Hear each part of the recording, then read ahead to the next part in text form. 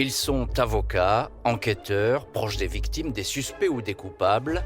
Nous les avons choisis pour qu'ils se confient dans les voies du crime. Dans chaque épisode de ce podcast, nous recueillons la parole d'un témoin clé qui raconte une affaire de son point de vue. Celle que nous avons choisie aujourd'hui est un peu particulière, tout le monde la connaît, c'est l'affaire du petit Grégory. Nous sommes en 1984, dans les Vosges, lorsque le jingle de RTL brise le silence de la nuit de l'Épanche sur Vologne et bientôt celui de toute la France.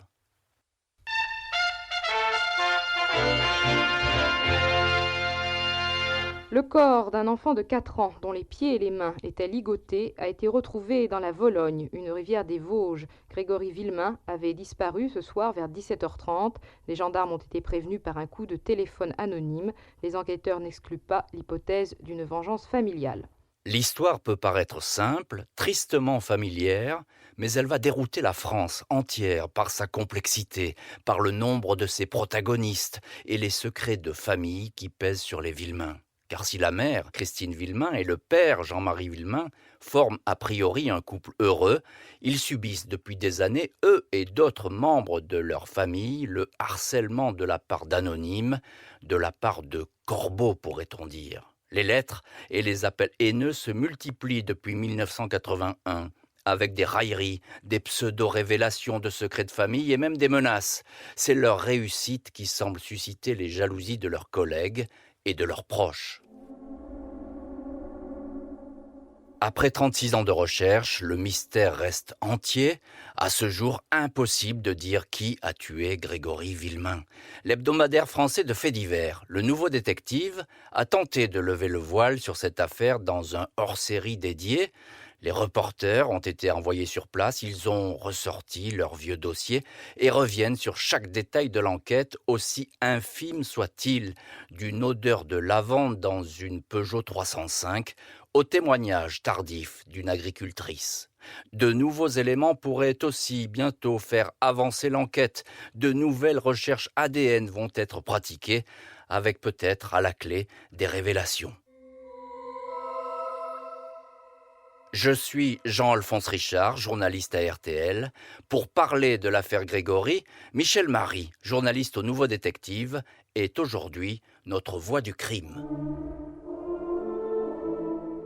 Bonjour Michel Marie. Bonjour Jean-Alphonse Richard. Nous sommes donc le 16 octobre 1984, date importante puisque on retrouve ce jour-là le corps du petit Grégory.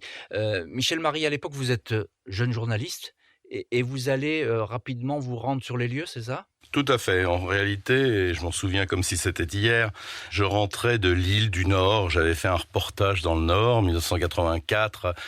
J'étais journaliste depuis 6 ans. Je suis rentré en 1978 dans cette profession et à ce titre également, donc le Nouveau Détective.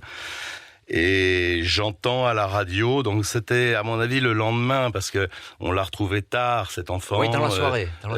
L'information, moi j'ai eu l'information le lendemain, j'étais en voiture, et je rentrais à Paris, et je me suis dérouté. Je me suis dit, une affaire comme ça, je suis journaliste de faits divers, je ne sais pas ce que le journal a décidé de faire, et j'y vais. Et vous y allez, et vous arrivez donc dans cette vallée étroite de la Vologne, à l'Épanche plus précisément, là où a été découvert le corps. Michel Marie, quelle est l'ambiance à l'époque ? Quelle ambiance règne sur ce lieu ? Octobre, les Vosges sont pluvieuses, il y a du brouillard et les habitants ressemblent un petit peu à leur climat. C'est une région de gens qui sont durs. Ce crime épouvantable, on a vraiment l'impression qu'il a déteint sur la population déjà quand on arrive. J'ai vraiment des souvenirs noirs, si vous voulez, de l'ambiance locale. Et à ce moment-là, donc, l'enquête démarre, les gendarmes se rendent compte très rapidement que le couple était en fait menacé. Ils recevaient des appels, des lettres anonymes de la part de un ou plusieurs corbeaux. Oui, on s'aperçoit très vite, en tout cas les gendarmes s'aperçoivent très vite en commençant l'enquête, que les parents de Grégory, donc Jean-Marie et Christine Villemain, sont harcelés par un corbeau, à la fois par des lettres mais également par des appels téléphoniques. Alors vous disiez vous-même un ou plusieurs, je pense que c'est plusieurs. J'ai presque envie de dire que c'est une activité locale, je crois qu'il y a beaucoup de corbeaux, mais à l'époque et depuis 3 ans environ, les Villemain étaient harcelés. Quand je dis les Villemain, c'est Jean-Marie et Christine, mais c'est les parents de Jean-Marie. Et c'était de façon incessante, avec une espèce de voix maquillée par un appareil, probablement, comme on le voit quelquefois dans les films, avec une voix rauque qui fait peur à elle toute seule.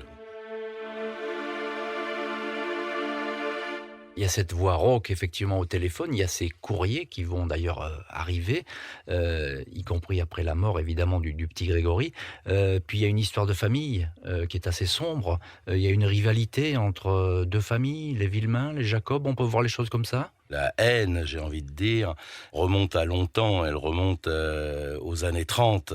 Et c'est une haine ancestrale qui s'est transmise. J'ai presque envie de dire que Jean-Marie a hérité de la haine dont ses parents étaient victimes. Les choses ne sont pas simples. Le père de Jean-Marie, lorsqu'il se marie, épouse une Jacob qui est enceinte de quelqu'un d'autre. Et il avait déjà mauvaise réputation parce que son père s'était pendu et que sa mère avait tué son enfant à l'époque quand l'enfant avait 4 ans. Donc c'est une famille un peu noire et les Jacob n'ont pas envie que les Villemain viennent entacher l'image des Jacob. Tout le monde se méfie finalement entre ces deux familles. Et tout le monde se méfie. Tout le monde se méfie. Il va y avoir d'ailleurs très vite, dès le lendemain du crime, le corbeau va se manifester. Il va écrire.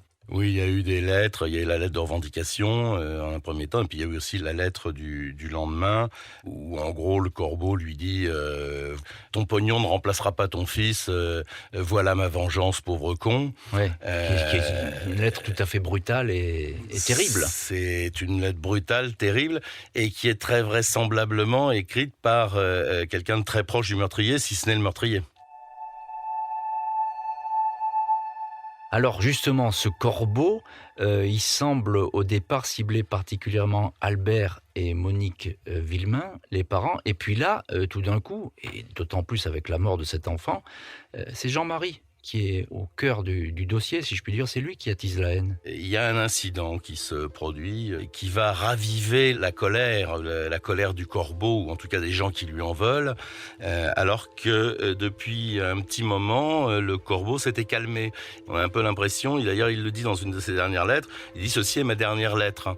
On a un peu le sentiment que le corbeau avait trouvé la paix et qu'il avait enterré la hache de guerre.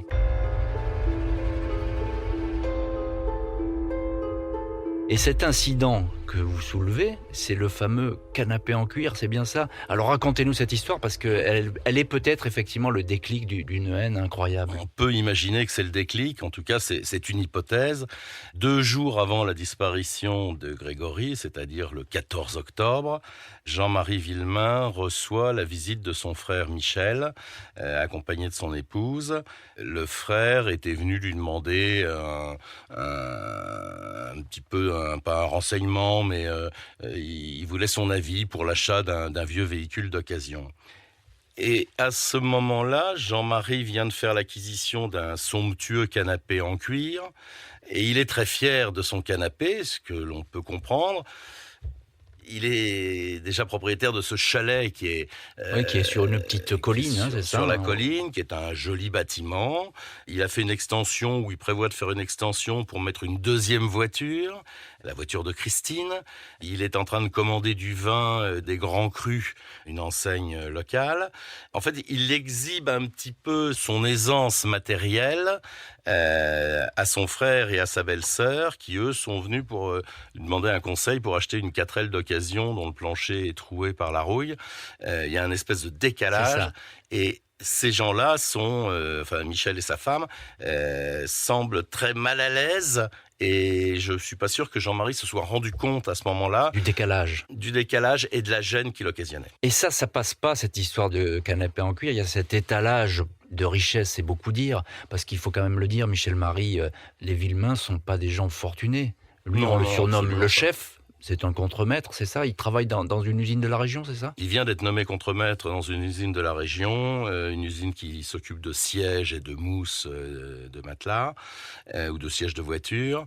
Il est contremaître et je crois qu'à l'époque son salaire est de 8000 francs par mois, ce qui est pas C'est pas une famille qui roule sur l'or, pas du tout. mais là on va lui reprocher presque cet étalage, non pas de richesse, mais en tout cas de luxe. Il montre qu'il a réussi, Jean-Marie. Tout à fait, mais de vous à moi, c'est incompréhensible, mais malheureusement, c'est la réalité. C'est-à-dire que parce qu'il a un canapé en cuir, il a 2 voitures et qu'il a acheté un joli chalet pour lequel il s'est endetté, je crois qu'il avait emprunté un gros crédit à la banque, il ravive une colère, c'est de la jalousie pure, c'est totalement incohérent. En plus des lettres du Corbeau, il y a eu, je crois, plusieurs incidents dans la famille. Et ce hors-série du Nouveau Détective, le hors-série de 116 pages, les rappelle, ces incidents. Racontez-nous, il y a cette histoire de Bernard Laroche, je crois, qui fait du pied à Christine Villemain. Oui, alors c'est à l'occasion d'un mariage. Bernard Laroche est réputé et connu pour être ce qu'on appelle un chaud lapin, un homme qui aime les femmes. Rien ne l'arrête, visiblement, puisqu'à l'occasion d'un mariage, il est en face de Christine Villemain et il va lui faire du pied sous la table. Christine retire son pied et par la suite en parlera à Jean-Marie. Les 2 hommes s'expliqueront sur ce point et je pense que ça n'a pas dû arranger les choses entre les 2 hommes. Mais en tout cas, il n'y a pas eu, à ma connaissance en tout cas, de suite violente.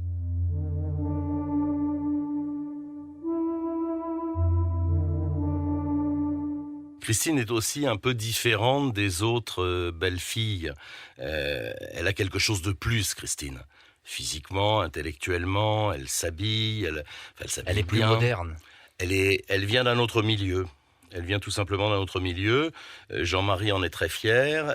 Il est amoureux de cette femme et l'ambiance qui régnait chez les parents Villemain, ils étaient un peu en décalage, ça s'accordait pas bien tout ça. Et d'ailleurs, il y a aussi une autre anecdote, c'est que pour leur mariage, Christine et Jean-Marie Villemain, ils vont inviter quasiment personne. Ils font un mariage dans la plus stricte intimité, juste les parents et les 2 témoins, parce qu'ils avaient bien compris que c'était pas la peine d'organiser une grande fête, que ça risquait d'attiser encore plus la jalousie des uns et des autres.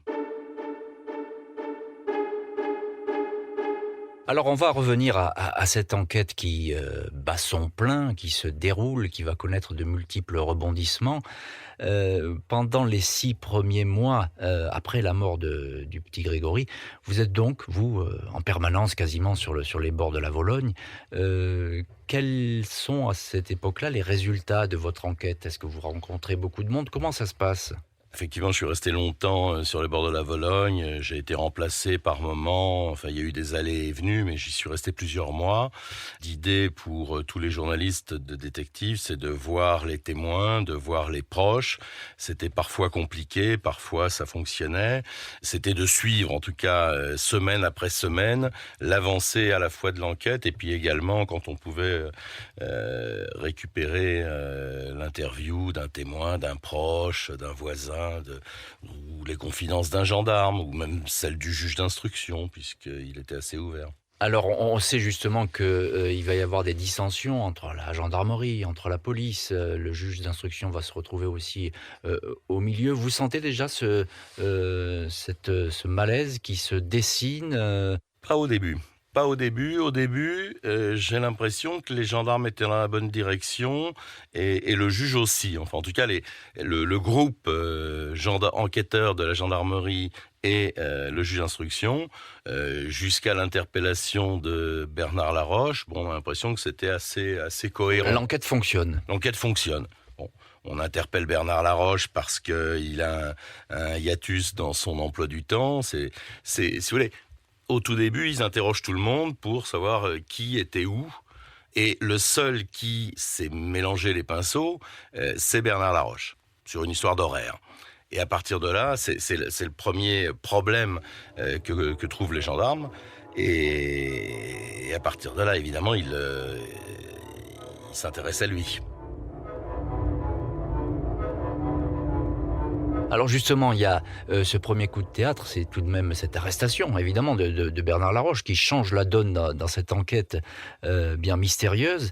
Et puis il y a cette accélération quand Muriel Boll désigne Bernard Laroche comme coupable lors d'une audition devant les gendarmes. Elle raconte qu'il l'a fait monter dans sa voiture dans laquelle il y avait le petit Grégory au moment de sa disparition. Puis ensuite, elle va revenir sur ses propos. Qu'est-ce que vous pensez de cette audition à l'époque? On pense que là, ça y est, l'affaire est bouclée, elle est finie? Oui, évidemment, on pense à ce moment-là que l'histoire est réglée. On a un suspect qui se mélange dans ses horaires. On a sa belle-sœur qui l'accuse finalement et directement d'avoir enlevé le petit Grégory.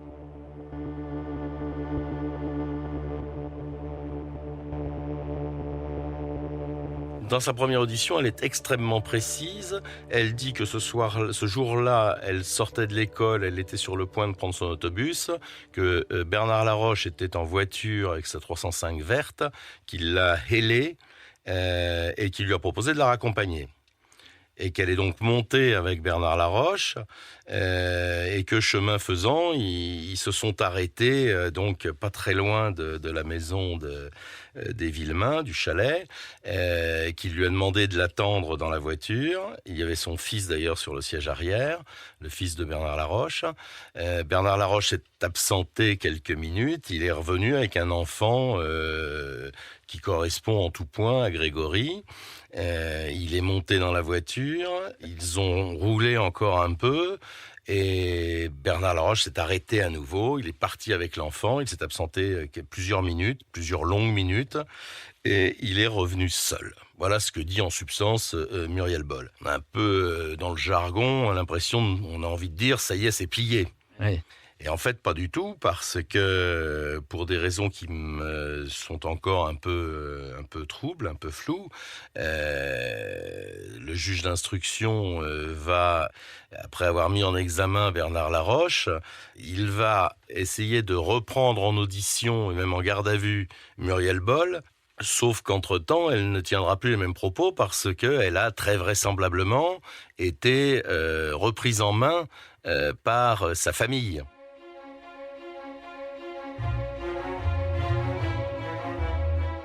Oui, on dit même d'ailleurs que Muriel Boll aurait reçu une raclée, hein, c'est ce qui sera ensuite bien plus tard expliqué. Est-ce qu'elle démentira d'ailleurs, il faut bien le préciser.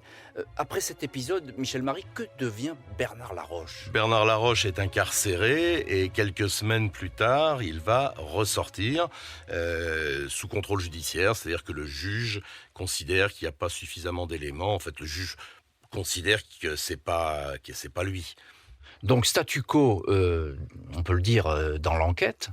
Il y a pas on repart pas à zéro, mais enfin il y a un arrêt dans l'enquête. Et puis il va y avoir, alors ça, ce retournement de situation, je pense que personne ne s'en doute à l'époque. C'est la mise en cause de Christine Villemain par le juge Lambert. La mère du petit Grégory, qui devient du jour au lendemain quasiment la suspecte numéro 1. Alors là, racontez-nous, parce que c'est plus qu'un coup de théâtre, c'est un coup de tonnerre. Oui, c'est un virement de cap, de direction radical.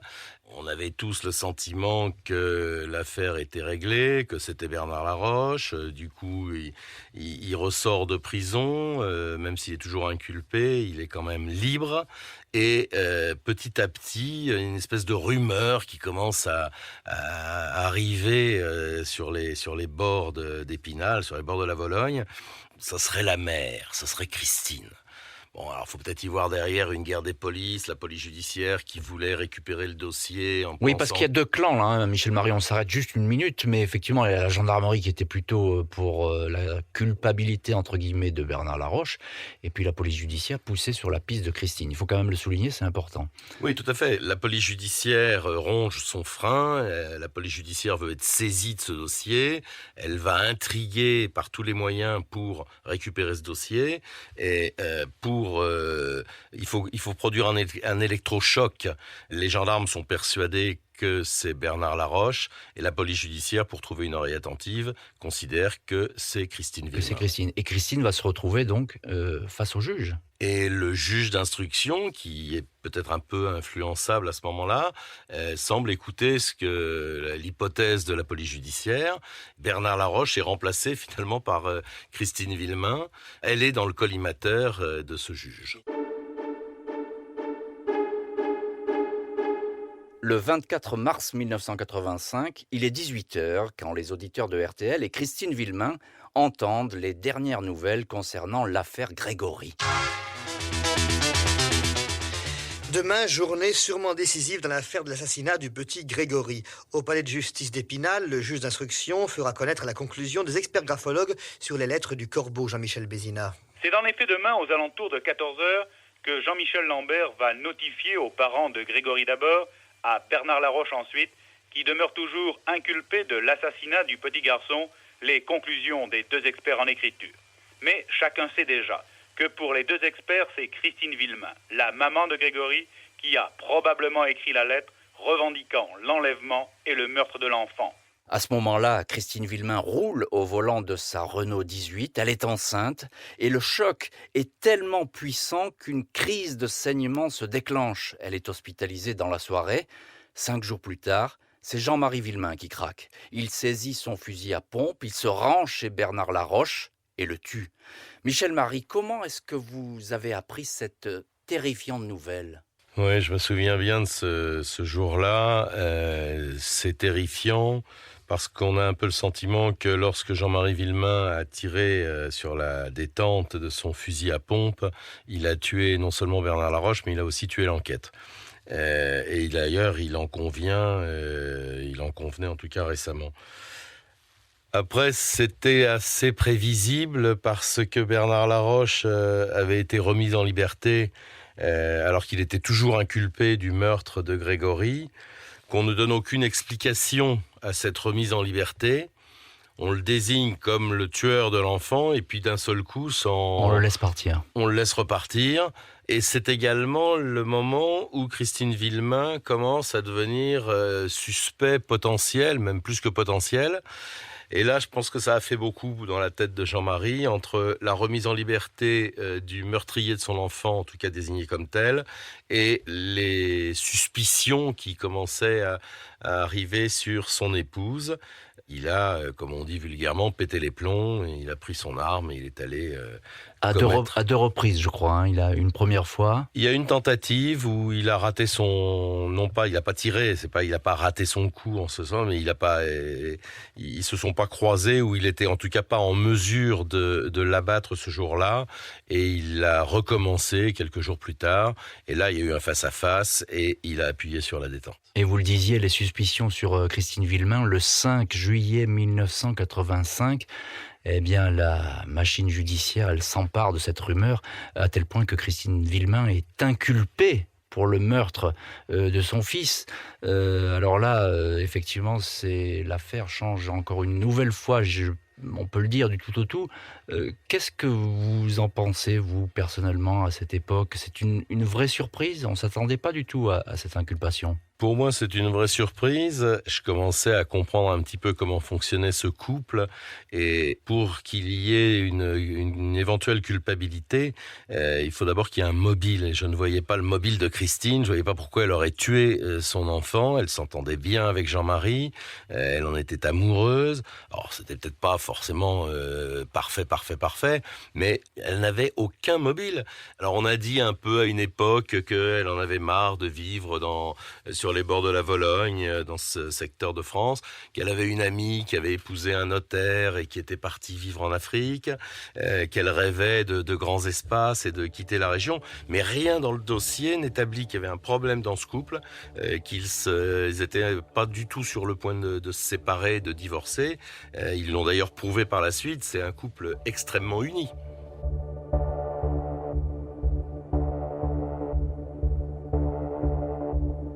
Donc il n'y avait pas de mobile. C'est un cafouillage judiciaire, on n'y comprend rien. On arrête Bernard Laroche, finalement c'est pas lui, ou on pense que c'est pas lui, on le remet dehors. Il se fait assassiner en cours de route. Après, on prend la mère, parce que statistiquement c'est toujours la mère, ou c'est souvent la mère qui tue ses enfants quand de tels drames se produisent. Enfin, c'est du grand n'importe quoi. Cette enquête, à ce moment-là, dérape complètement. Mais comment expliquer, Michel Marie, ce revirement dans la tête du juge d'instruction? Selon vous, votre analyse après ces années, quelle est-elle? Je pense que le juge d'instruction a été influencé par certains médias qui commençaient à se faire l'écho de cette hypothèse, par la police judiciaire qui avait l'ambition d'être saisie de ce dossier. Malheureusement, je veux pas dire trop de mal de ce juge d'instruction qui est mort lui aussi d'ailleurs. Qui est mort lui aussi et qui certainement a fait ce qu'il pensait devoir faire, sauf qu'il a peut-être mal fait. Mais je ne voudrais pas m'acharner sur lui, mais ce qu'il a fait est incompréhensible.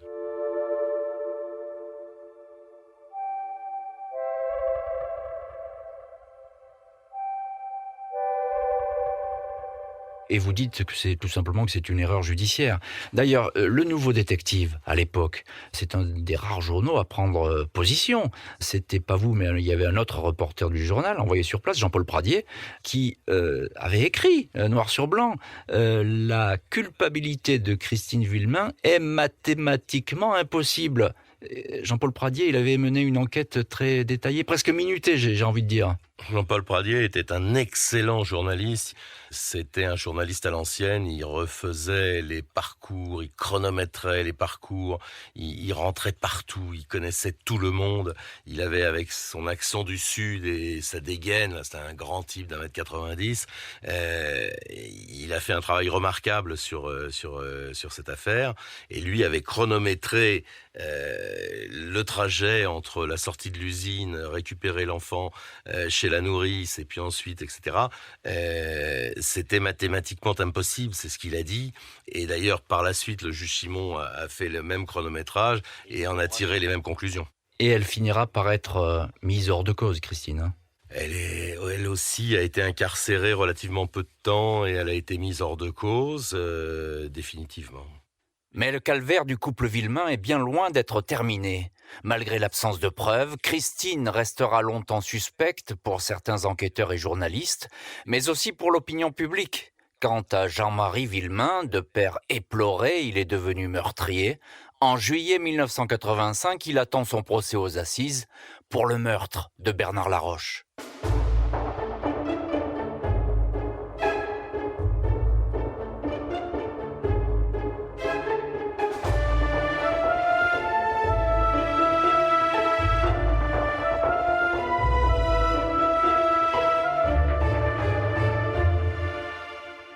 Vous venez d'écouter la première partie du 10e épisode des Voix du crime, saison 2. Dans le prochain épisode, nous retrouverons Jean-Marie Villemain dans le box des accusés aux assises, un procès auquel a assisté Michel Marie et pendant lequel a résonné la voix du corbeau. J'ai quand même plus de 1000 procès à mon palmarès professionnel. Je crois, de mémoire, n'avoir jamais vu quelque chose d'aussi, en termes d'émotion, aussi violent, aussi intense. Vous pouvez retrouver cet épisode et tous les précédents sur l'application RTL et vos plateformes d'écoute préférées.